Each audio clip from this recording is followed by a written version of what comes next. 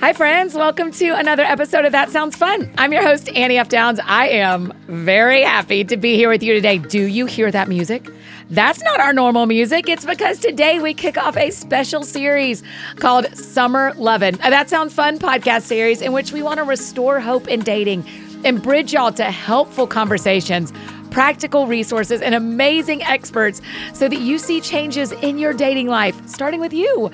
So during Summer Lovin', we're going to talk through a lot of aspects of dating, and each episode is going to feature an expert, either someone who's written on the subject, works with a ton of people who are single and dating, or is a licensed therapist. And in a lot of the episodes, we sit down with both a male and a female who aren't married to each other or in life in general, and we get their perspective on it all. These are my staff, my friends, or friends of friends who are just normal people who are navigating dating in 2023. Of course, they don't represent everything about dating, nor do they represent every person's experience, but I think they do a beautiful job telling us about themselves and their own stories. This is not an all-in-one guide to every part of dating, but it is a jumping off point and hopefully offers you some good wisdom that you can start implementing right away.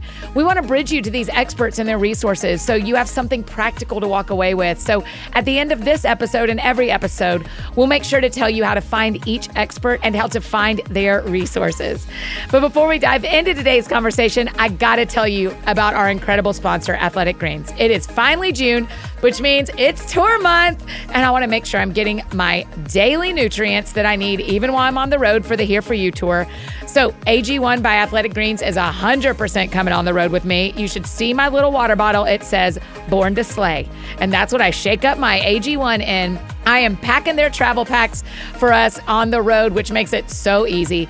And AG1 is such a simple way to incorporate healthy habits, even when you're on the go. It's hard to keep track of all the vitamins and supplements we need to take. So when it comes to things that will help us prioritize our health, it's as easy as adding 1 scoop of AG1 powder into cold water instead of keeping up with multiple different products. Every scoop is packed with 75 vitamins, minerals, and whole food sourced ingredients of the highest quality that gives us major benefits like gut and mood support and boosted energy and even healthier looking skin, hair, and nails.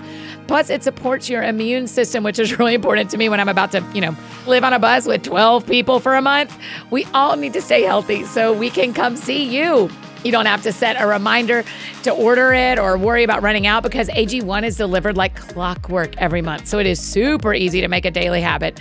And those single serving travel packs can be thrown in your purse or carry on when you're on the go or, on your tour bus if you're headed out. It is the healthiest thing you can do in under a minute. And with AG1 being good friends to our bodies each day is really that simple.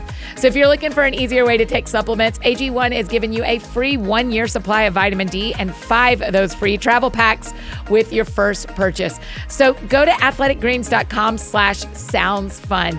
That's athleticgreens.com/soundsfun. Y'all check it out. So today on the show, we have our very first Summer Lovin' guest, Pastor Ben Stuart. You may remember him from episode 360. So I knew we wanted to kick things off by starting with some of the most asked questions about dating. Things like, where are all the single godly men or women? And are there even good men and women left? And spoiler, there are. And what are some of the do's and don'ts of dating today? Ben Stuart is the pastor of Passion City Church in Washington, D.C., and the author of Single, Dating, Engaged, Married, as well as Rest and War. Prior to joining Passion City Church, Ben served for 11 years as the executive director of Breakaway Ministries, which is a weekly Bible study attended by thousands of college students on the campus of Texas A&M. He was the exact right person to help us get this series started. He is such a wise and trusted voice when it comes to navigating relationships. And as you'll hear, there are so many noteworthy things he says that I think it's really important as we restore hope in dating. So yes, this is a note-taking episode. So let's do this, you guys. Here is our very first conversation of Summer Lovin' on Dating 101 with Ben Stuart. Ben Stuart, welcome back to That Sounds Fun. Well, thank you. I'm so happy to be here. I'm so happy you're here. I literally looked at the calendar and was like, Annie Downs. And I thought, that sounds fun. And I'm like, oh, stop. I love when that happens.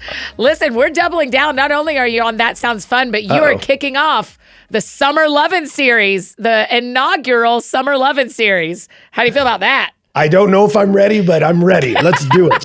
Let's You're go. so ready. Okay, I'm up for the ride. our friends listening have already heard me say this, but I'll say it to you too. I mean, our hope is to restore hope in the dating process Yeah. for Christians and Yeah. to kind of give them a bridge. Every guest we're having on is a bridge to more content. So you and I aren't going to get through everything today, but we will get through a lot. So can you start? I mean, the Surgeon General of the U.S. just released massive concern about loneliness in America and how it's actually affecting our health. Can you talk about that for a minute? Yeah. I mean, it's something we've sensed for a while. Yeah. And then now you're getting all this data to back it up, that this massive shift in technology that has really kickstarted in 07. When you really think about when the iPhone and the World Wide Web landed in our hands, it changed the way human beings interact with each other on a massive scale. And now we're starting to see it's isolated us from one another, and in doing that, we've realized it's not good for us to be alone. And we've really lost the ability to linger in conversation, to press through boredom into deeper topics. And I'll tell you what was interesting for me, Annie, is I was a college minister right as Facebook was coming out. Yeah. And then I was one for 12 years. And so I remember my staff coming to me and saying, hey, the interviews are getting more and more awkward. Huh. So over that span of that first 12 years, they were like, they are having more trouble making eye contact. They're having trouble carrying on conversation. Wow. What is happening? And these are my staff. They were all in their 20s. Yeah. And I told them by the end of it, I was like, look, our ministry is now, a large part of it is socialization, just teaching people how to talk to each other. So I don't get mad at people when they struggle with that eye contact and conversation. I just go, you grew up in an environment that hamstrung you in this regard. Yeah. Now we have to learn how to tack back towards local, communal, eye contact conversation and find that it nourishes our souls. We lost something when we gained this technology advance. One of the pastors here in Nashville, Matt Smallbone, last week in his sermon, he said, we do not assess technology before we add it to our lives, but we assess a medicine, we assess a home we're going to move into, a vehicle, but we do not assess technology. We just go, the new technology's here, go. And we just don't, I had never thought about how I don't think about it.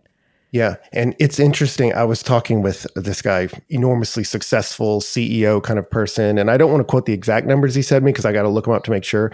But he was like, do you know how much money the oil industry pulls in? He was like talking about the oil industry. And he said, do you know how much the top tech firms bring in? And it was like 5x. Oh my gosh. And he was like, mining your attention is 5 times more valuable than mining oil from the ground.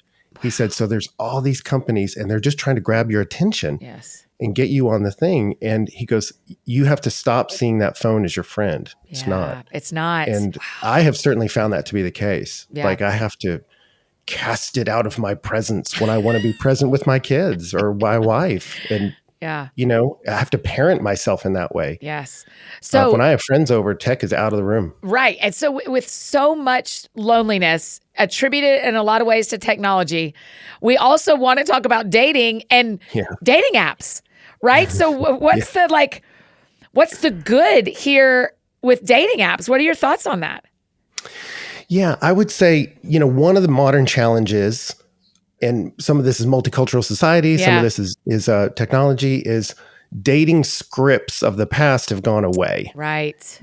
As good or bad as they were, different cultures had different dating scripts. Yes. Like in the West, it was a suitor would come a-calling and play the piano in the parlor, and but everyone knew the rules. Or I remember I went to this small town in West Texas, and every Friday night they had a dance. And the whole town went and you brought a date. And so these guys knew, man, Friday's coming. Right. And that was just, that society had a rhythm that helped people date. Yes. And now all those rhythms have gone away and no one knows the rules anymore. Yeah. I mean, I literally recently said, if he and I were in the 1950s, we'd be seriously dating because the scripts are so different. Our behavior does not mean the same thing as it meant 50 years ago. Yeah. And there's problems with every script. Yeah, they all break down in certain ways. But it has been interesting to see, Annie, like there are multiple books coming out now, not from a Christian worldview, but they are just stating in no uncertain terms, the sexual revolution failed us. Wow. And one of the ways it did was by moving sexuality to this like casual place of it could happen at any time. It's made your first date fraught with danger. What does coffee mean? What does dinner mean? Right. What do these words mean? And they go, so rather than increasing the amount of sex, it's decreased the amount of dating. Wow. So it's really wild. Ben, You just go, oh, instead man. of increasing the amount of sex, it decreased the amount of dating. Yeah. Dude, that's And right. so you've got all these books by women like Louise Perry just saying like, this revolution has failed us. And then they get to the end of the books. I mean, there's a few I can mention, and they are stumbling backwards into scripture of like, we need communities with a common set of values, helping one another linger and develop deep friendships. You need a moral framework for how that man is going to treat you, because by and large, they're going to be more physically powerful. Are they bound by character? And you're just like, you guys are stumbling chapter and verse into everything we've had that we were suddenly embarrassed of for a while. And you go, no, this is where the answer is. God knows how the heart's wired, how humans are meant to function. Yes. So I'm sad at the damage done, but I'm hopeful because we have a gracious God and we got a good guide. Yes. You know? Yes. That's the hope right here, is that Jesus promised the Holy Spirit would teach us and guide us. And the Holy Spirit is eternal. And so he can teach us about dating today and tell us what we do not know. Yeah. So, well, and I think about, everyone brings up Ruth when you talk about dating or whatever, but you think about like read Judges and you go, what a horrible time to be alive in the Old Testament. You know, they're carving people up and mailing their body. It's like, it's horrendous. Yep. And in the midst of that craziness, Ruth marries a loser. Like no one's asking now, like, well, where's my Chilion or where's my, like these guys were not good guys. And so you're like, you live in the darkest day in history for Israel. Yes. You married an idiot. Everything's going sideways.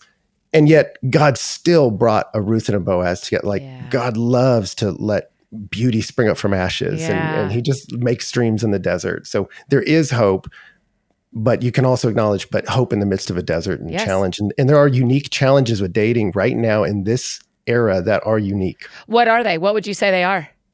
Well, I mean, I do think a lot of it, I don't like to lay the blame at technology, but it has messed up the way we interact with each other, so we just tend always to available. You can send a text or a DM at any minute. So we don't linger in conversation in the same way that we used to. We don't linger in groups at the same volume, or we're easily distracted. And typically when there's boredom and there's no phones, you think of something else to ask. And then suddenly it opens the doorway into more depth. That's how conversation happens. And then, then there's the whole stream of pornography and the enormous amount of damage it's done to young men. And this is where women, truthfully. Well, yes, increasingly more women. But I feel a great compassion for women because if you look statistically, one of the outcomes of this rash of pornography is it just drives shame deep into the heart of people. Yeah. You'll see it with people with difficulty making eye contact and engaging with someone at an emotional and relational level. Yeah. And so you have less people initiating dating, less people who think monogamy is possible. Right. And again, I don't get mad at men. I go, this was thrust upon you. Totally. But now it's not your fault, but it is your problem. Yeah, that's good. It's not your fault, but it is your problem. Yeah. And we are masters of our life. Under God, he's given us authority in this world to create structures for flourishing. So you're not a victim of that phone, you're the master of it. You're not a victim of your schedule. We're not a victim to the culture. We are counterculture makers. So I think we can acknowledge the problems, but not feel bound by them. Yeah, that's good. Okay, so for some of our friends listening, they've never dated. I mean, we have heard from so many women that are saying, I'm in my 30s, I'm in my 40s, I'm in college, I've never been on a date. Where does a Christian woman even start right now? Like, where do we even start if we're dating and haven't dated before but want to be? Yeah, that's a great question. I mean, I live in Washington, D.C. Our church is in D.C. The church is probably the highest demographic is 20s, 30s, single. Yeah. And we have so many wonderful, beautiful, talented, smart, fun young women who've never been on a date once. Yeah. And some of it, my compassion for men is they get less reps asking. Yeah. Like I said, like back in the day, every Friday night. Every Friday, so you got to ask. And when she says no, it hurts and you survive it. and you move on and you go, Yeah. oh, look, and you just get more reps. It's like throwing a ball. You get Yep. more accuracy with more reps. Yep. And it was interesting for me, when I first did a dating series with college students preaching it, they were asking very nuanced questions about talking to her parents and et cetera. 10 years later, it was like, so if I like her, I should talk to her? Like, oh man. Yeah. Yeah, dude. Let's start there. Yeah, man. Let's start with her name. Yeah. Yeah. Interests. So, but you're like, you've not developed those muscles. And so for me, I'm a big proponent of building believing communities that are serving together, a community with a cause. And I'm a big fan of that. So I would say get a part of a vibrant church community that's serving in the city, that you're living out your values. I tell people that all the time, like, we ask God's secret will. Show me this, teach me this, show me when I'm going to give that. And he won't tell us a lot of times. But I had to tell myself, especially when I was single, I was the last one of my friends to get married. I was like, I'm going to excel at the revealed things. I'm just going to excel. I'm going to be great at the things he's told me to be great at. Yeah. And for me, when I was single, there were some pretty obvious things of like, well, Ben, you're going to need to get your act together in some ways. And I had to heal up some parts of me and work on me. But I wanted to be the most fruitful, loving, productive Ben possible in the world. But if you're doing that within the context of a believing community, you've drastically increased your chances of meeting somebody with the same cause as you. Yes. And that's where I just think churches need to come around and help that. In the past, they used to. Churches used to host the dances. Yeah. So I think pastors should care. Yes. But I think within that matrix of dynamic relationships, if you can teach people healthy ways to evaluate, should we date or get married, then even if it doesn't work out, you don't blow up the church. That was the thing when we first started here. People were like, well, I don't want to ask anyone here on a date because what if we break up? Then, like who gets the church and the divorce kind of thing. You're like, you're going on a date, man. And if you're not introducing sexuality into it, you could go on 2 or 3 dates and realize, oh, we're not a fit. And you can still back up into friendship. Dude, when I tell you that just happened with a guy that we go to the same church. We met because we both serve. And we went on 2 dates and we're like, I think the world of you. You're not my guy. He thought the world of me. I'm not his girl. But we are very able to keep serving because it was just 2 dates. Yeah. Yeah. And we now have people seeing that and experiencing that. Yeah. It's really been fun to watch, like, the theory really works. Yeah. Talk about this a little bit. There's some, when you think about churches, there is single groups that single people turn their nose up to. Which I'm kind of like, stop turning your nose up to that and just go hang out with them. Like, try. But also, what I see work at our church and some of the churches around us is get in and serve on the greeting team. Because then you see every person who walks in the building.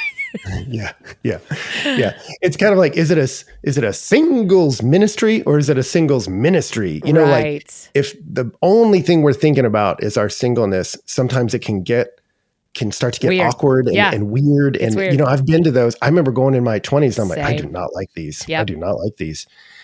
And I was like, I'm just going to run hard after what the Lord is doing in my city. Yeah. And it was in the ministry part where I met Donna. And that's where usually the eagles are flying. They're going somewhere. Yes. And so if you can just get involved in the ministry aspect. I mean, I remember visiting a group of friends once in Dallas and they were all in the singles ministry. And we went to dinner and it was just the least life-giving, just complaining about being single or making some weird comments about young girls. I'm like, I do not like this. Yeah. And then I went to one of their houses and one guy wasn't with us. It was like, where's he? And you're like, oh, every Thursday he hands out food with this kitchen ministry in the city of, and like, this dude's just going for it. Yeah. And he was not the most physically attractive of the guy. I mean, he was in shape, but he's a little goofy looking dude, but the girls all wanted to be with him. And you're like, because he's going someplace. Yeah. And so I just encourage people, look, I know that's easy to say and harder to live, but you just get in there and get involved in a community that's chasing a cause that's worthy of your life. Yes. And, Paul told Timothy that flee youthful lust, pursue righteousness, along with those who call out to God out of a pure heart. And I'd say as you're doing that, you look left and right and there's people running with you. Yeah. And some will be friends, some will be mentors, some will be cute. Yeah. And those are the ones you some will be worth making out with, some will not. And say, let's run together, So Yeah, I had a doctor one time, Ben, tell me after like a checkup, kind of asked me about being single. And the doctor said, you should start volunteering with the Sierra Club because that's people who clean up national parks. And he said, the men you meet at Sierra Club care about something besides work. They have enough expendable income. They aren't working on Saturdays and they are outside and probably active. And I was like, that is brilliant. So it doesn't just have to be a church. Like, what do you care about? Yeah. Go start serving alongside what you care about and see who you meet there. Yeah. Yeah. That sounds fun. Hey, friends, just interrupting this conversation to share about one of our amazing partners, Caraway. Okay, I know we talk about what we put in our bodies often, but have you ever considered what you're cooking with? As in, have you ever thought about the toxins that could be in your cookware? No, I know. Me neither. But now that I tried Caraway, I get it. Caraway is on a mission to craft well-designed home goods that thoughtfully raise the standards of what you cook with. To put it simply, their products are designed to make your life easier and healthier. And y'all, their line of pots and pans are so cute. Like, they have the most fun color options. They're good looking and made for clean cooking. If you want to do some summer cleaning and reorganize your kitchen, which is what I am doing in July, do it with Caraway. Their thoughtfully designed sets and complementary storage makes getting and staying organized easier than ever. Their ceramic coated cookware has a naturally slick surface, which means you don't need much oil or butter to get those eggs to slide right off the pan. And it's always easy cleaning. Caraway's high quality kitchenware is free of PTFE, such as Teflon, lead, and other toxic materials. And like I mentioned, their kitchenware comes in a variety of chic shades. I got sage, and y'all, it is beautiful. It is so beautiful. Your cookware can even be stylish in your house. Plus, all of their sets include complimentary easy access storage solutions, which is super rad. You can now save 10% off the full suite of Caraway products, from their internet famous cookware to their newly launched food storage set. So visit carawayhome.com/TSF, like that sounds fun, to take advantage of this limited time offer of 10% off your next purchase. This deal is exclusive for our friends, so keep it to yourself. But visit carawayhome.com/TSF or use the code TSF at checkout. Caraway is non-toxic cookware made modern. It's beautiful. And I got one more amazing partner to tell you about, your Enneagram coach. Okay, in this Summer Lovin series, we've got a whole episode about the Enneagram and dating and how it better helps us understand ourselves. And the expert we bring on to talk about it was certified by your Enneagram coach. Beth McCord, also known as your Enneagram coach, is one of our go-to Enneagram experts, and I love that she is where Jackie Brewster learned everything, and you're going to hear a lot from Jackie in a couple of weeks. If you've ever been interested in the Enneagram and enjoy helping people understand it too, Beth and her team can certify you as an Enneagram coach. They have nearly 2,000 Enneagram coaches in over 25 countries. These coaches are literally changing their own lives by building a flexible and successful side hustle, doing something they're passionate about. But more importantly, they're helping others grow, heal, and flourish using the powerful tool of the Enneagram from a Christian perspective. Here's the cool thing. Beth's certification program only opens a few times each year, and it is opening really soon. But before it opens, Beth wanted to give you guys the opportunity to explore this further. So right now, you can register for a special class that Beth is hosting called Become an Enneagram Coach, and it is free, you guys. If you're even slightly curious about what an Enneagram coach is, what they do, and if it might be a fit for you, then this webinar is an important training tool for you. Beth will share her story about how being an Enneagram coach has changed her life and answer your questions. So learn more and sign up for a free webinar at yourenneagramcoach.com/TSF. Like that sounds fun. And if you're listening to this episode after enrollment has closed, you can still sign up to be notified next time registration opens at yourenneagramcoach.com/TSF. Okay, now back to continue our Summer Lovin conversation with Ben. That sounds fun. So one of the questions we got a lot of is, how do I know when I'm ready? Ready to go on a date? Yeah. Or at all? Yeah. Yeah, that's a great question. I mean, I tell people all the time, certainly you can date and get married and not be a believer. It happens all the time. Right. Marriage is a common grace for humanity. But I tell people, if you want to be successful, I encourage them, you need to get a relationship with God right before you'll get a relationship with a guy or a girl right. Wow. Because, like I think of the woman at the well that Jesus visited with. And what's the whole context? He uses the well as a metaphor to talk about her emotional need, right?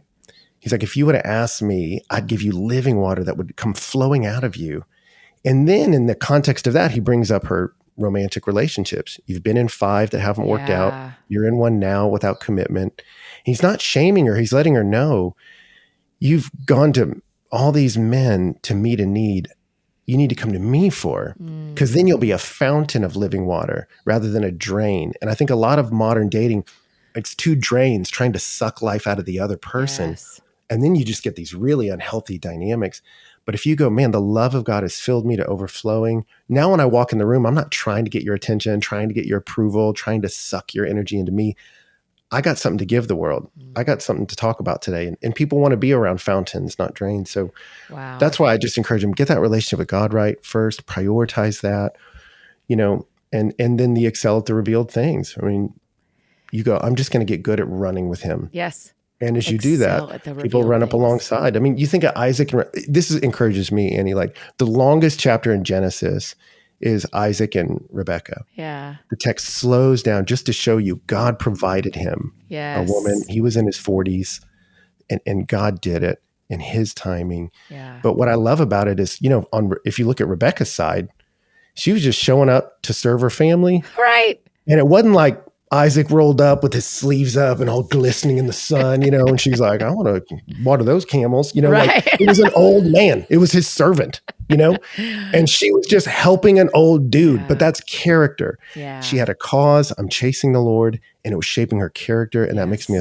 a humble servant and someone with a godly cause and a God-shaped character. Now you're just looking for chemistry. Do I like hanging out with you? Yeah. And so, yeah, maybe I'll stop there. I could keep going, but That's good. That leads me right to an important question that a lot of women have asked is about women initiating. Because in the Bible, we have Eve who just laid or walked up or laid there or whatever. She did nothing. And we've got Ruth who laid at the feet of Boaz. So we literally, scripture gives us the full spectrum example of the women walking toward men or not walking toward men and initiating. What do you think here? What do you think initiation can look like? I don't like to should people, so I don't really want to say what it should look like, but can women initiate in dating? yeah, it's a good question. I mean, I don't remember the exact wording of the proverb but a man who finds a noble wife finds. So you're like, okay, he's the one, the verb's his. So you go, okay, there is something to men initiating. And then it's interesting, I don't have it in front of me, Annie, but there was a statistic I read years ago. It was not Christian women, just women in general, how many had initiated a date within the last year. And it was, I think, 12%. So even people without any sort of religious conviction, they want to be initiated with. There's something about that wanting to be desired or pursued that is. And men don't feel that as much, right? Not as much. That's fascinating to me. statistically viable. You go, this is happening out in the culture. Yeah. And so when a woman wants to be initiated with, I don't think that's wrong. I don't think you should feel ashamed of wanting that or beat yourself up for wanting that. Or why do I like that? There's something about our wiring that desires that. And there's something I think good about for men to initiate, to be courageous and to risk rejection. I think that's good for a male soul to do that. So I think those things are good, but does it have to be that way? I think Ruth does show you no. But what I think what's interesting is, Boaz is not making a move. So she shows up and is like, are we doing this or are we not doing this? But she does it in a way that doesn't shame him, And I think shame is such an issue in our culture today. And if it comes from that shaming voice of, well, men these days don't do anything, and men don't do that, you're like, whoa. That's not gonna, no guy's going to go like, you know what? Thank you for She's shaming right. me. I can't wait to date her. We should spend more time together. Right. What else do you disapprove of? So I had it when I was a mess, Annie, early on in dating. Every relationship was just a dumpster fire, and it was always my fault. One of the healthiest Is that really true? It was always your fault? Yes. Okay. Yeah, probably so. Yeah. I think that's interesting for people to hear, because sometimes I would not say it's always been my fault, but some of the time it's been my fault. For sure. Here's the thing with me is I just realized early on I would go on dates out of like a pressure. And then I realized, you know what? Ben is not an emotionally healthy person. So I've got to get me a little better before I get a we a little better. Yeah, that's good. Not that I have to be perfect. I just got to work on me some. Yeah. And I had all these kind of this pain I didn't understand from my parents' divorce and addiction in our family. I just had to figure myself out better. Yeah. And so then when I met Donna, I was still kind of scared of relationships, but then I realized, but I am in a healthier place than I was. Mm-hmm. And those girls that met me before were all wonderful. I just wasn't in a place where I knew how to handle a relationship. Yeah. So they all got so confusing and I didn't know how to communicate. I didn't know how to say what I felt. I didn't give them the gift of clarity. Oh, we're going to talk about it. It's my favorite thing you say. Well, there was a young lady in my 20s. She just came to me and was like, hey, I'm interested in you. And we've been talking a lot, but I just want you to know, like, I don't want to pressure you at all, but I'd be interested in dating you if you are, but I don't want to pressure you. So, just how, and she was real gracious and it caught me off guard. It kind of embarrassed me, like, geez, I probably should have started this. And we just realized over time, I think we're good friends. Yeah. But I never felt embarrassed that she brought it up. I felt challenged to do better myself, but the way she did it was so healthy. I think about that with Ruth. I'm like, she didn't shame him, but at some point she was like, hey, I would be interested. Yeah. I have one experience in my life where I was DMing with someone and I wanted to give him my phone number. I was like, get us out of here. What are we doing? And I started to give it or to ask something, ask him if he wanted my number or something. And I just felt the Lord be like, if you start asking the questions now, you're never going to give him space to ask the questions. And kind of slowing me down, like the Lord not shaming me either, but going like, you can wait and let him ask. Because if you rush everything, which is Annie to a T, if you rush everything, you will have to rush everything. And so I could feel the Lord helping me set up a start of a relationship in a healthier way than was normal for me. And so every time I bumped into that with this guy, I would say, nope, the Lord told me to slow down. The Lord told me to give him space to ask. And every time he did. I mean, we're not married, so not every time. But you know what I mean? Like, he always did. It just was slower than me. Yeah. And so that version of initiation, I mean, I guess I want you to talk about, like, women can step forward, women can ask out, but we also need to think about from the beginning, what's the relationship you want in the long run? If you always want to be in charge, find the guy who lets you always be in charge, but you're always going to be in charge. Yeah. And that's where I'm a big proponent of the community element, because you get to evaluate someone in a communal context where there's just a little bit less pressure. You just get to see, like, how do they treat people? How do they act? And you can see, like, is this person just passive in every relationship? Well, that'll make me crazy. Or, when Donna, it's funny you bring that up. When she met me, she would say she wanted to expedite things, but because we were in a community, well, thank you. But because we were in a community, we had mutual friends, and one of them came to her and was like, whoa, do not do that to Ben. He will disappear. He's like, if he feels pressured by you, he will bounce. But he was like, you don't need to worry. He knows how to initiate, and he will when he's ready. Like, so he just kind of helped stabilize her with, like, give him time. Yeah. And Dawn and I laugh about that. She's a ready, go, set person. I'm a ready, set, go person. But it works well. But in dating, she realized, and I think because of that, with many counselors, victory is sure. Because we have this communal environment, they were able to let her know, hey, with this one, don't ready, go, set this one. Yeah. That has helped me a ton too. And at times people will say to me, you should say something, like the drop the hanky thing. Like, you should stand in front of him emotionally or relationally or in communication. You don't have to wait in your house, because then you're only going to date, like, the pizza guy, right? Like, don't wait in your house. But it appears to me, as we're talking about the different dating scripts, women leading or initiating is a modern thing. Mm-hmm. Am I wrong about that? In some regard, I mean, it took different forms. You think about, like, arranged marriages.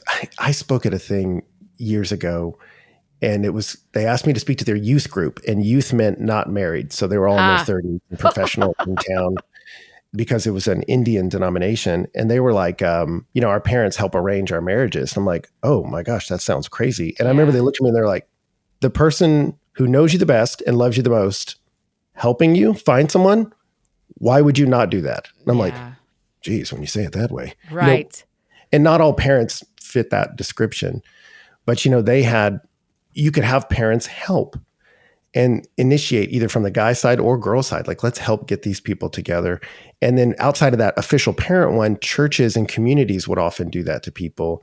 But now, and it really started in the 1920s. We could go down the rabbit hole of how dating, sort of modern dating developed, but the way it developed, it has put women in isolation often, waiting on these men. And I think with the advance of technology, the way it is, men initiate far less. And it's put women in, I think, an understandably distressed situation where you're like, we need these men to initiate more. But shaming them is not helpful, because I look at them and say, this is not their fault. It is their problem. Yeah. So for me as a pastor, I want to encourage men to initiate. And I want to encourage women not to get frustrated. Like, I started to hear early on at our church, like, well, no guys ask out anymore. Where are all the good guys? And I, did a whole series on Song of Solomon, but I had read that passage about David. It said he said he had lion-faced men on his team. And I was like, I know them. So don't say there's no good Christian men. I know lion-faced men. Yes. I'm looking at them right now. Yeah. And I'm like, and they just need that called forth from them. Yeah. They don't need to be shamed for not living into that. They need it called out of them. Yeah. So I think we as a Christian community need to help women and help modern men and women with this process. So I sympathize with women that are like, why is no one initiating? Yeah. You are a victim of a broader cultural narrative. Mm-hmm. It's not about you. Yes. It's about the moment in history you find yourself in. Mm-hmm. So don't beat yourself up about it. Yeah. It's very hard. Yes. But it's not without hope. That's right. That's right. And I've seen it in our church. And I don't set up dates. I don't pressure people to get married. Yeah, I've noticed, P.S. You don't set up dates. Hello. I am right here, Ben Stuart. I am right here. Okay. Well, you can shout some ideas, but I'm saying I don't pressure people. Right. But we're watching people date and get married, and really beautiful relationships form. And I believe that's possible. I believe it. Yeah. I also want to take a second for us to talk about, our words have the power of life and death. So no matter what you feel about men, how you talk about men matters. Mm-hmm. And so my encouragement would also be to women listening that are discouraged or feel like men aren't who they're supposed to be. There's a way we can talk about that does not shame men, even if they aren't listening. Because your words, it doesn't say your words have the power of life and death if you're standing in front of the person you're talking about. It is your words can bring life. So if we could start talking about men like they are trying and like they are growing and they are lion-faced, I think we'd see a difference in the culture. Yeah, both parties are victim of much bigger forces. Yes. And you go, okay, but you don't have to be a victim your whole life. You just you're like, oh, okay, these forces have hamstrung us both, men and women. Yeah. Now, how do we rise up and walk together? Yeah. And I think you do it as family and do it as community, and go, we're going to be a community chasing a cause. And as we do that, then we find that chemistry with somebody and begin this process of evaluating. That sounds fun. Hey friends, just interrupting this conversation one more time to share about another amazing partner, Fuller Seminary. Okay, we talk about counseling and therapy around here a lot, but have you ever felt led to become a therapist yourself? Have you thought about pursuing a career centered on the healing and wholeness of individuals, couples, and families?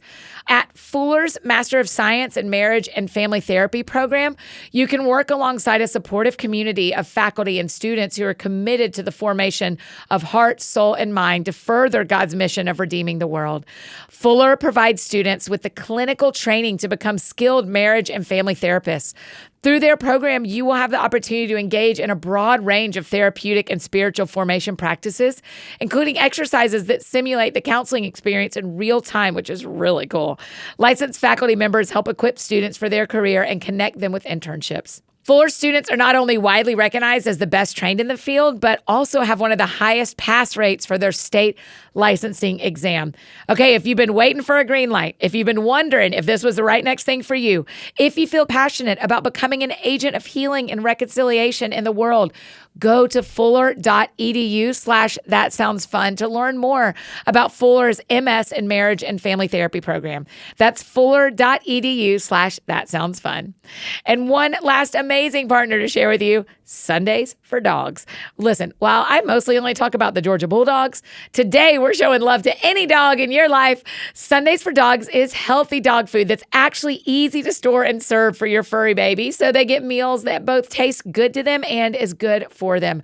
I know you put time into thinking about what you feed yourself and your family, so don't forget your dogs. They're part of the family too. Sundays is air-dried dog food containing 90% meat, 10% vegetables, and 0% synthetic nutrients. Besides USDA beef and all-natural chicken, it has digestive aids like pumpkin and ginger, plus disease-fighting antioxidants. I mean, that sounds good to me. All those dog moms and dads out there report noticeable health improvements in their pups. Plus, every order ships right to your door, so you'll never worry about running out of dog food again. Unlike other fresh dog food, Sunday is zero prep, zero mess, and zero stress. Sundays is shelf-stable, which makes it easy to feed your pup top-quality food. Every order ships right to your door, so you'll never worry about running out of dog food again. And it is 40% less than other healthy dog food brands. And you know a great place to meet somebody if you're single? Dog parks. Dog parks. So take your dog out there, meet somebody, and then feed them. Sundays for Dogs. And we've got a special deal for our dog-loving friends. Get 35% off your first order of Sundays. So go to sundaysfordogs.com/thatsoundsfun or use the code thatsoundsfun at checkout. That's sundaysfordogs.com/thatsoundsfun. Upgrade your pup to Sundays and feel good about the food you feed your dog. And now back to finish up our Summer Lovin' conversation with Ben. That sounds fun. Let's talk to our friends who have jumped into dating. They're meeting people, they're going on dates. One of the questions we've gotten a lot that I think is really interesting is, what happens when you start dating people that your family doesn't expect you to date? So someone of a different age, someone of a different race, someone that goes to a different church or has a profession that your parents are expecting you to marry a doctor and instead you married a dentist, or expecting you to end up with someone who teaches at the school you teach at and instead you're dating someone across the world that's a missionary that you met online. And so what happens? How do we handle falling for and being open to relationships that do not match the expectation of our community or our family? It's happening a lot. Yeah. Well, for me, there's some non-negotiables. Okay. Right? Yeah. Tell us those. Date Yes. matters. And so when you're talking about dating, I'm like, anyone can get a date. I mean, That's right. You set your standards low enough. You can get married. What's actually true is we can tonight. all be married. That's right. Anybody listening could be married right now if you decided that was the number one thing that mattered and nothing else mattered. Yeah. Yes, you're exactly and a right. whole string of tragedies would be awaiting you on the other side of that. That's exactly choice. right. So But you'd who have a you ring. date, Yeah. Who and how matter a great deal. And biblically, that non-negotiable who is, are they chasing the same cause? Yes. That was Abraham with Isaac was, she can't be a Canaanite. And that wasn't ethnic. Right. That was faith commitment. Yes. Because his only criteria was, she's got to be willing to come with us. God called us on the cutting edge of faith. She has to be on that edge too. And if she won't, then forget it. Mm-hmm. I'd rather my son be single than settle. And that's it. And he had to walk 500 miles to find that girl. You're like, it may take that. But I think that cause is unnegotiable. And then you got to see, is their character being shaped by God? Mm-hmm. I don't care if they've got a Christian ichthus on their car or a Bible on their coffee table. I know a lot of idiots that dress up as Christians. You want to see, is their character shaped by God? Mm-hmm. And so that will eliminate almost everyone on the planet, but who's left is a small subset of wonderful human beings. And then I just think your next thing is, after cause and character, is chemistry. Do we enjoy getting along? Do they make me laugh? Can we talk for hours? And that's where I think, holding off on physical intimacy is so important. Yes. Because it's fun, but it's like splashing a volatile chemical into the mix. Like you just messed up the experiment. I mean, dating is evaluation, and you're going, do we mix well together? Because most of our life will be talking or hanging out or vacationing together. Like, do I like hanging out with you? And so those are the non-negotiables to me. And then once you get there, everything else to me is periphery. It's just, how much friction are you willing to tolerate? And that's where the communication becomes so important. So you go, can you date across ethnic lines? Of course you can. Yes. Moses did, so that's never been a biblical issue. Faith commitment's critical. Now, once you get into ethnicity, you go, the challenge will be cultural. Yeah. And you go, how big is the cultural divide and can we navigate it? Like we just had a friend marry a wonderful Korean woman. And so her family has a high honor culture. A lot of them don't speak English. And it's like, okay, man, you're going to have to figure out how to tack towards that. Yeah. He's a white guy. Yeah. And Yeah. they're going to have to figure out how to tack towards you. Yeah. But they all did it and they're all really, it's beautiful. So you go, okay, he wasn't really what they thought she would bring home. Mm-hmm. But as they got to know him, they're like, but look at what he's chasing and look at what it's made him. Yeah. This is a wonderful human being. Yeah. The end. Yeah. So it may take time to convince parents of that, but, and then some of that other friction stuff like age, you know, your priorities change with different ages. So that's something you'll have to evaluate. And that chemistry thing of conversations, you know, what your interests are. You may look and go like, you're a wonderful human, but I just don't care about anything you care about. Yeah. You know, so Yes. you just kind of have to. And that is figure so out. okay. I mean, I just remind the women listening, if you don't think he's fun to be around, he's not your only option. Oh, don't stack that onto your life. Don't stack forever onto the boredom like that. Right. You know, you don't need to do that. Yeah. Oh my gosh, Annie, I dated someone once and I was just like, they love the Lord and would be an amazing mom and wife and all that. And I was like, and I could do it. I could be faithful and love her. And I stopped myself and was like, she needs someone that thinks they won the lottery to be married to this woman. Yeah. She doesn't need me dialing up my discipline. Yeah. I'm like, no one wants that. That's right. That's right. And so don't do that. Don't be like, I could learn to, like, do you like hanging out? Yes. The profession side, that was Dawn and I's biggest friction because ours had a lot of travel, hers and mine. Yeah. And so we just had to figure out how do we reconcile this? Yes. And that was what made our dating take a while, was going, I don't want to get in the way of what God's built you to do. I don't want to sell out what I think he's called me to do. How do these live together? Yeah. And that was a big part of our evaluation. So there's realities there that may make or break a relationship, but it's just how much friction can you handle? Yeah, that's really great. So we're going to have an entire episode coming up in the series about sex and dating. But will you talk a little bit about the evaluation part? Like you started in on the evaluation part and what happens when it gets really physical and how that can affect your evaluating. Yeah. Well, I mean, we all know, you know, sex releases dopamine, you know, into your brain. That's a happy chemical that said, whatever you just did, do that again, do it a lot, you know, like, and so you want to do that and it's fun. But the problem is when you begin to mesh your body with someone like that, I think dating exists for evaluation. That's why it exists. So dating is for evaluating, are we meant to run together for a lifetime? Right. And so the Bible didn't have dating in it. That's not what they did back then, but all through Proverbs, there's evaluating. What kind of man is he? What kind of woman is he? It's written to a single person evaluating the character of someone before you link up your life together. Right. So as you're watching someone, you're evaluating, can I trust you? A man given to anger is like an unwalled city. You go, hey, if that guy's always angry, you will never be safe with him. Don't marry him. Right. It's better to live on the corner of a roof than with a contentious woman. Is she always got beef with somebody, always mad at her? Don't marry her. You know, it's written to like, you're supposed to watch him. Right. And so dating is watching somebody. You're not trying to make them do anything. And I talk to people with dating. They're like, well, I think he needs to go to the same church as me. And I think she needs to come. You're like, no, just watch them. Yeah. Just dating is evaluating. What are you like? And can I trust you? That's the character part. When I'm not at my best, will you still be kind? When I hurt you, will you forgive? When you're angry, will you pursue reconciliation or do you become a threat? You need to watch their character. And then you watch the chemistry. Do you make me laugh? Do we enjoy being around each other? All through Song of Solomon, the imagery is springtime. Yeah. Are you and I more alive when we're together? I mean, I've watched two wonderful people get together and then it just feels like winter. Yes. Like you're like, y'all don't flourish together. Right. But when they get together, there's an ease to it. Yes. You know, he's bounding over the mountains like a stag to get to her and peering through the lattice. Like they're excited. Like it opens with her like, let him kiss me with a kiss of his mouth. Like she's excited to be around him.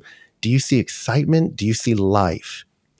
Is it character that draws you to each other? Yeah. You know, that's what she said. Your oils are fragrant. Your name is like oil poured out. Yeah. She was like, your character. When people say your name, they think you're a character and your character is a sweetness. And so that's what you're trying to watch. But if you start throwing sexuality into that, it's like throwing gasoline on a fire. It'll flame up, But then when it goes away, what did you have? Did you just have cardboard? Well, then that's going to go out, but you need to see, no, are there some real logs of like, we like talking to each other. We like, so I've been to so many couples where you're like, their hands are all over each other and they want to get married, and you go, but then you sit at dinner and you go, every time she talks, you're looking elsewhere. Yes. Every time he talks, you look embarrassed. Yeah. Y'all don't even like each other. Yeah. You just like touching each other. Yeah. And that's not going to go great in a year. Right. And much so less 20. Oh my gosh. And so what you see in modern dating where sexuality has moved forward, people tend to stay longer in relationships with someone because they're hooked on the sex or the convenience of living together. And then they discover over a longer period of time, oh, I don't even like you. And so what you see, and like Mark Regnerus covers a lot of this in his data set. He's a professor at the University of Texas. He's like, you just see a lot of hurt feelings and wasted time. Yeah. I mean, if you said no sex, you could figure out in 2 months if you like this guy. But if y'all start sleeping together earlier, 3 years later, you'll go, you know what? I don't even like him. Wow. And you're like, yeah, but y'all, you bonded. Yes. It doesn't just release dopamine, it releases oxytocin. That's a bonding hormone that's released during breastfeeding. Like you're bonding with the wrong person. So you withhold that bonding physical element until you go, is this a person I can trust and love? And that takes time. That goes slower. So, biblically we're called to do that because, Paul told the Corinthians, don't sin against your body. That's a sin against you. Like just hold off so you can evaluate, is this a person worthy to unite with mentally, emotionally, and then physically? That's why the Bible holds the physical to the end. And the living together part. I mean, that's very, quote, normal in Christian relationships now around me. I mean, I've been surprised at how many Christians I know are very casual about living together. Is it that casual? No, I think it's a terrible idea, and statistically it doesn't help with marriage or divorce rate. The outcomes are negative because you end up locking into a relationship sometimes with someone. And it's kind of like cell phones, where you get into a cell phone relationship, like with a provider and you go, I don't like their service, but they've made it such a hassle to leave. Yeah. You end up going like, I don't really like this guy, but man, we share the bills and all my stuff's here. And you end up lingering in the wrong relationships Those longer. breakups are That's so the problem. hard. Yes. And the breakups are way worse. Gosh, they're so bad. And you go, you could have figured this out and saved yourself time. Yes. That's what's been so hard to watch lately is people are extending the amount of time they're in the wrong relationship. And then they look up and they're older and going, that took too long. Your evaluation process took too long. Wow. And because you moved in fast with someone and you figured out later, I don't want to be with them forever. As much as you try to justify that living together is modern, all that living together says is, I might want you. And that's not very romantic. Wow. Real love says, real love is stronger than death, fiercer than the grave, is what Song of Solomon says. Nothing can quench real love. And so you wait for that, you don't wait for someone that says, I might want you, depending on what you provide me. Right. That's not what you want. That's not what you want we someone that says, I want all of you and I'll give all of me. That's what you want. And that's possible. Don't believe the lie. That's not possible. Donna Freitas has all this. She was a professor at the University of Notre Dame. She has all that research of young people just saying over and over again that they hate the modern dating script, but they think it's the only one. And you go, but such a huge percentage of you hate it. So don't believe the lie. It's the only one. Yeah. Let's rage against it together. Yeah. Will you talk a little bit about clarity is kindness? It is the most repeated 3 words out of my mouth from anyone. The Lord is probably going to have a talk with me about how I quote you more than I quote him, because I'm always like, clarity is kindness in work. Clarity is kindness in dating. Clarity is kindness. Even if you don't get the answer you want, it is such kindness. Yeah. Proverbs says an honest answer is a kiss on the lips. I mean, and a kiss on the lips is, in that culture is a sign of respect and affection. It's like, I care enough to you to give you information because you can't make an informed decision without information. Yes. Right. So I've got to give you honest information.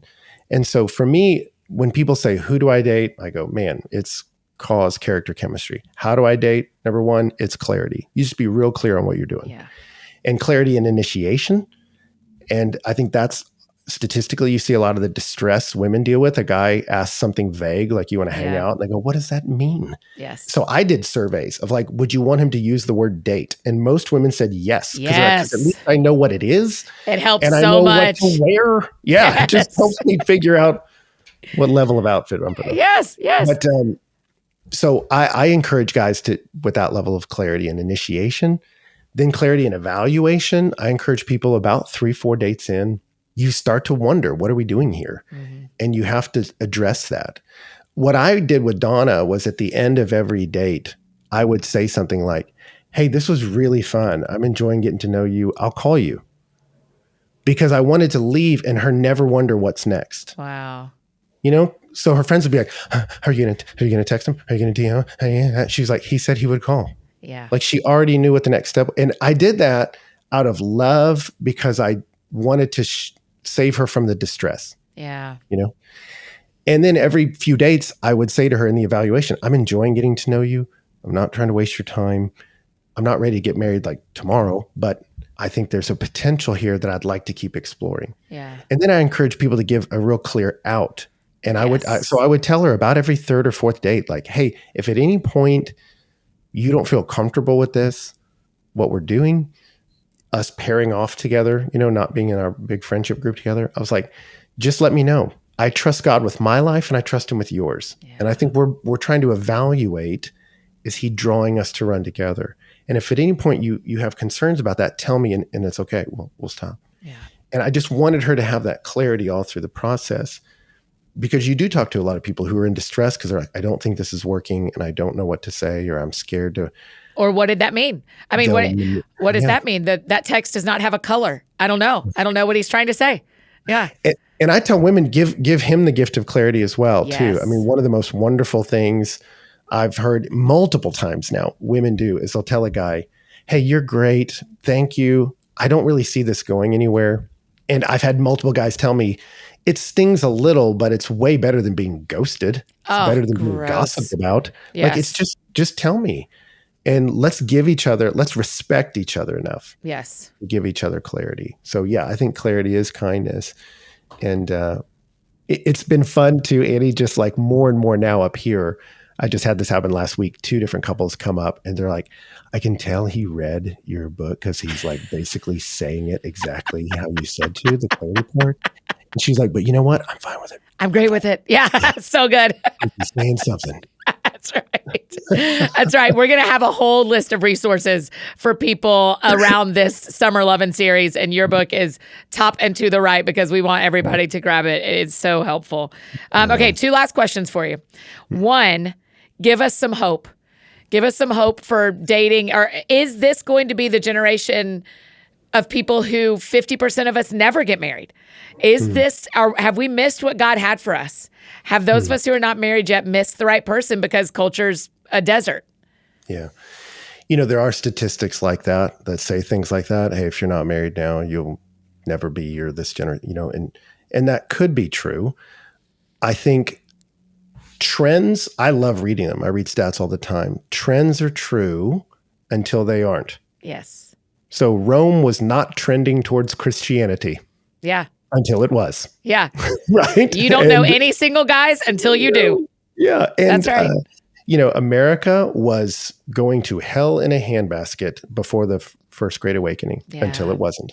Yeah. And so our God is too big for doomsday scenarios like that. So I just think whenever I look at the world, I start to lose hope because I go, oh man, there's not much hope there. But when I look up, I'm like, anything is possible. Miracles are possible. And, you know, my sister said this to me a few years ago, Annie. We were looking at each other, and given our family background, she goes, Ben, there is no reason in the world why we are all not on the downside of our second marriages. Wow. But the grace of God. Yeah. Because we all have wonderful marriages and great kids. And it's not like, I mean, I'm really a big advocate of these techniques the Bible's given us, but it's about positioning yourself to be a recipient of the grace of God, you know? And so that doesn't mean life's easy. That doesn't mean it's not painful or hard, but the grace of God can wash away sin, can bring beauty out of ashes, can bring hope in the desert. And I've seen it. I've seen his faithfulness. And I never want that to cheapen people's pain. And so I tell them that, like, God cares about your love life even more than you do. And I think that even that Genesis chapter kind of shows you that, like, this is a value for him. He created you for this. That longing for connection was in Genesis 2, pre-fall. He made that in you. Don't be ashamed of it, but take it to him, put it at his feet, beat on his chest, and then fall in his arms and trust him. And then go, I'm going to rise up and excel at the revealed things. And I told God that for myself. I'm like, he put Adam to work. Go name the animals. Which ones? All of them. Right. Go. And at some point, I'm going to knock you out and wake you up, and Eve's going to show up. And I had a friend tell me that once. She said, I'm just praying you would just keep doing the work God's called you to do. And at the right time, he will open your eyes and you'll see Eve. And I was just doing ministry. And I didn't even know, I didn't feel like God owed me a relationship. God owes me nothing. He didn't owe me life. Like, if he kills me tomorrow, I'm not a victim. Right. I need to get clear on that. He owes me nothing. But he's given me a life. I'm preaching the gospel. I'm going for it. I'm discipling these kids. I'm doing this. And then I was at an event and I saw Donna, and I was like, I would kind of prided myself on being the guy that didn't need to date, didn't need relationships. And just every time I talk to her, it's like, God, these arrows just keep getting right under the armor. And I can't deny it. So, and he opened my eyes and I saw Eve. And so I just think you just go for it. Do the work he's called you to do. Excel at the revealed. Don't give up hope.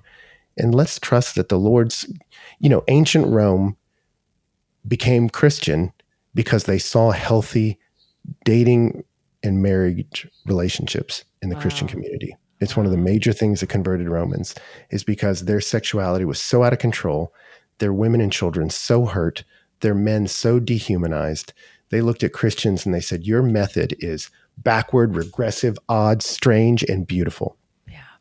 And it was the Christian love that drew the Roman to Christ. And so don't give up hope. God can change, has changed way worse cultures than ours. Yeah, that's right. Oh, Ben, you're such a gift. This is just the start of what you offer. So we will bridge everybody to you and your series on Song of Solomon, and for sure your book, Single, Dating, Engaged, Married.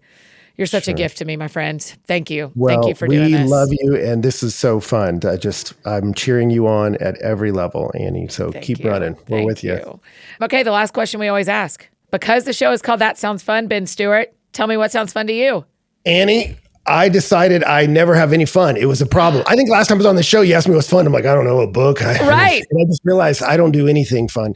And so I was like, I love national parks. I love the wild. I am disappearing into it. And so I just got back from 4 of them. I surfed the sand dunes at White Sands, New Mexico, climbed the peaks of Big Bend. I like being outside. I like the desert. Yeah. And now my family is activated. They're like, what's the next one? I'm like, the next one's the Dry Tortugas. No one goes there. You can't even get to it except by boat or seaplane. But we are going. And we got a chart with all 63 national parks. We are going to, by the grace of God. Your desert pictures were awesome. All the girls out in the, I was like, this is the coolest trip. I have mixed feelings about people discovering it. I'm like, yeah. No. That's right. But I'm like, it's too cool. Everyone needs to that's go. right. Yeah. Don't be afraid of the desert. That feels like a theme today. Don't be afraid of the desert. There you go. Just go surf it. Oh, that's good, Ben. You guys, isn't he the best? I told you that was a note-taking one. Listen, there's already stuff for us to do right now based on what Ben just taught us. Okay, as promised, we are always going to bridge you to resources that will help you as you continue this. So make sure you check out his book, Single, Dating, Engaged, and Married. And if you go to anniefdowns.com/dating, we have a full list of helpful resources from the experts in our Summer Lovin series. And follow along through the rest of Summer Lovin so that you get to hear the whole experience. And listen, if you're single or dating, or you just love someone who is, be sure to share the show with friends and loved ones so it can help them understand you better. If you need anything else from me, you know I'm embarrassingly easy to find. Annie F. Downs on Instagram, Twitter, Facebook, all the places you may need me. That is how you can find me. And next week, you can find me out here on the Here For You tour. Listen, if you haven't gotten your tickets, do it now. You do not want to miss this. It's the hereforyoutour.com. And I think that's it for me today, friends. Go out or stay home. Do something that sounds fun to you. And I will do the same. Today, what sounds fun to me? Man, we've been dying to kick off this series. So what sounds fun to me today is kicking off this Summer Lovin' series with you. I cannot wait to hear your thoughts. Y'all have a great weekend. We'll see you back here on Monday as our Summer Lovin' series continues, where we're talking about dating at this age, where we're going to talk about the difference in dating in your 20s and 30s, 40s, 50s, and beyond. We have Dr. Deborah Folletta on with us, who is so brilliant. And you get to meet a couple of my friends, Becca and Lucas. Y'all are going to love this. We'll see you Monday.